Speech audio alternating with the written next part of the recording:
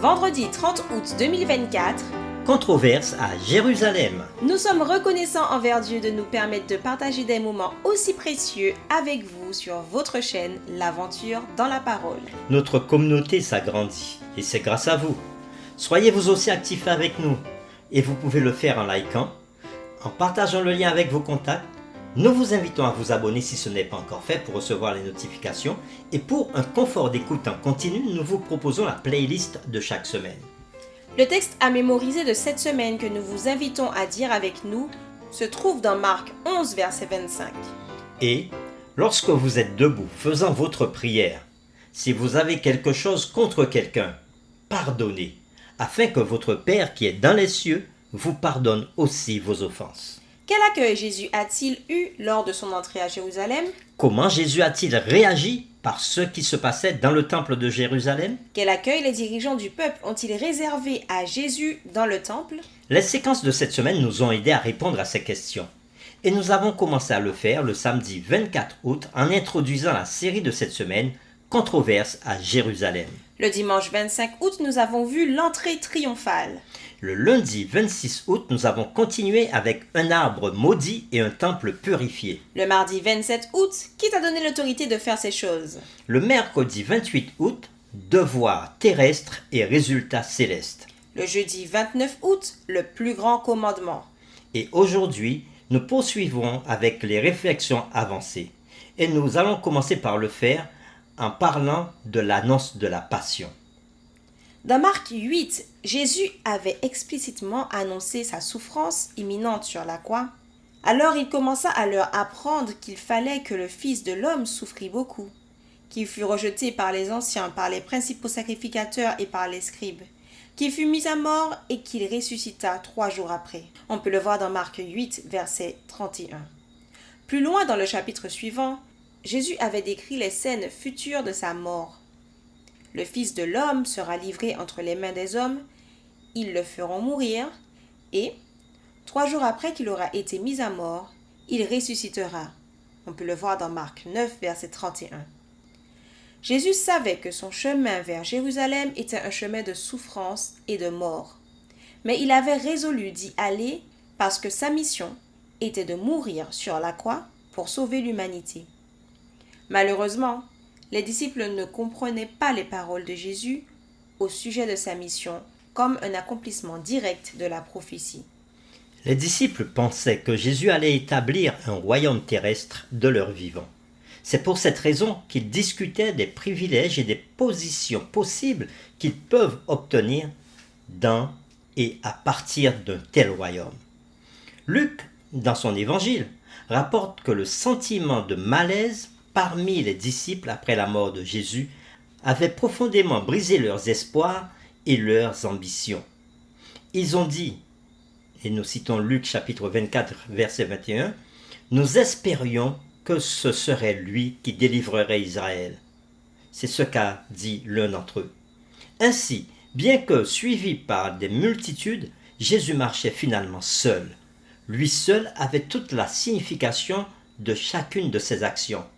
Comme l'avait décrit Ésaïe des centaines d'années auparavant, dans Ésaïe chapitre 63 verset 3, « J'ai été seul à fouler au pressoir, et nul homme d'entre les peuples n'était avec moi. » Nous continuons avec une autre section. Jésus s'installe dans la ville de Jérusalem. La ville historique de Jérusalem reçut le Messie sans grande fanfare de la part de ses chefs religieux et des érudits de la nation.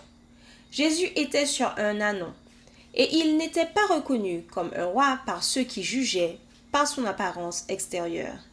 Cependant, certains, peut-être les disciples, criaient avec une émotion joyeuse à propos de l'avènement du royaume. Ceux qui précédaient et ceux qui suivaient Jésus criaient « Hosanna ! Béni soit celui qui vient au nom du Seigneur. Béni soit le règne qui vient, le règne de David, notre Père. Hosanna dans les lieux très hauts. » La partie suivante du récit de Marc au chapitre 11 se focalise sur le temple, le centre des cérémonies religieuses pour toute la nation d'Israël, et en particulier sur ses services. Du point de vue de Jésus, le but originel pour lequel le temple était établi était devenue obsolète.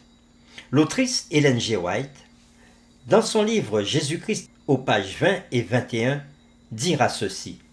En s'éloignant de Dieu, les Juifs perdirent presque complètement de vue l'enseignement que recélait le service rituel, service que Jésus lui-même avait institué. Dans toutes ces parties, ce service était un symbole se rapportant au Christ. À l'origine, il était plein de vitalité et de beauté spirituelle. Mais les Juifs perdirent la vie spirituelle tout en retenant leurs cérémonies comme des choses mortes. Ils plaçaient leur confiance dans des sacrifices et les ordonnances plutôt que de s'appuyer sur celui que ces choses annonçaient.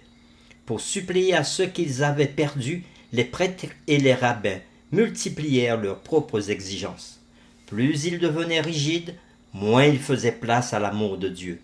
Ils mesuraient le degré de leur sainteté par la multitude de leurs cérémonies, alors que leur cœur était rempli d'orgueil et d'hypocrisie. Fin de citation. Voyons maintenant la partie où Jésus est dans le temple. Marc nous dit « Jésus entra à Jérusalem, dans le temple.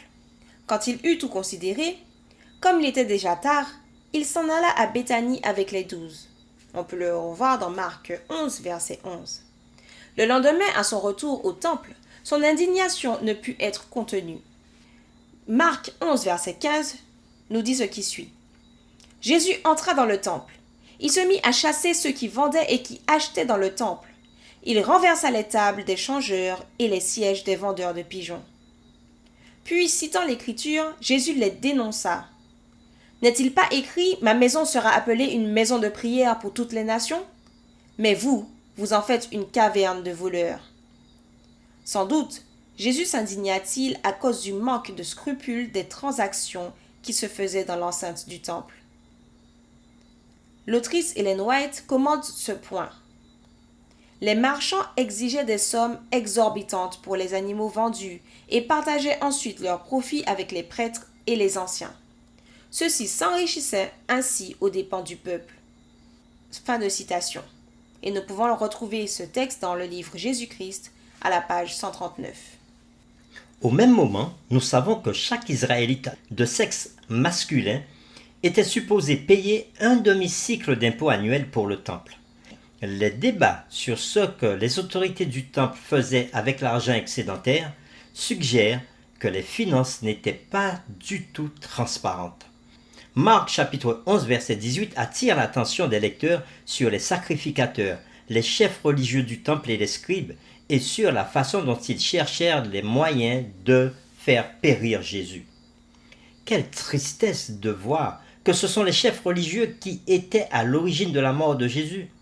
Lorsqu'ils étaient réprimandés par le Sauveur, les prêtres et les anciens devaient redresser les abus commis dans la cour du temple. Au lieu d'écouter le message de Jésus, les chefs religieux voulaient que les messagers disparaissent.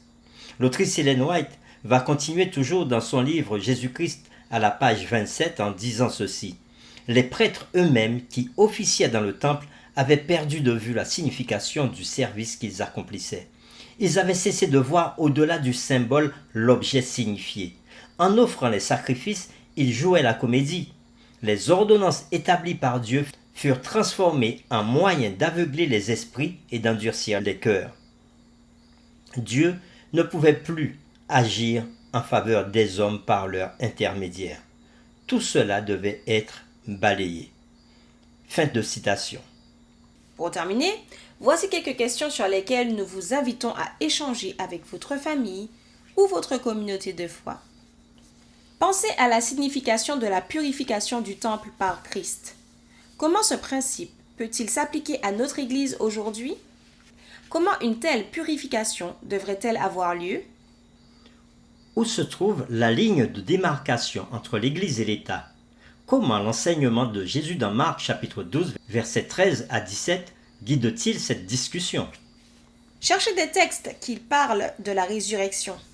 Pourquoi ce point de doctrine est-il si central à notre foi, surtout si l'on considère l'état des morts? Notre série Controverse à Jérusalem est terminée. Nous vous donnons rendez-vous dès demain pour une nouvelle série intitulée Les derniers jours. Nous vous invitons une fois de plus à prier avec nous. Merci Seigneur pour cette semaine d'études que tu nous as donnée. Ce que nous voulons, c'est de garder toutes ces paroles dans nos cœurs, afin de mieux te comprendre, de mieux t'écouter et t'ouvrir tout grand nos cœurs. Nous t'avons prié au nom de Jésus. Amen.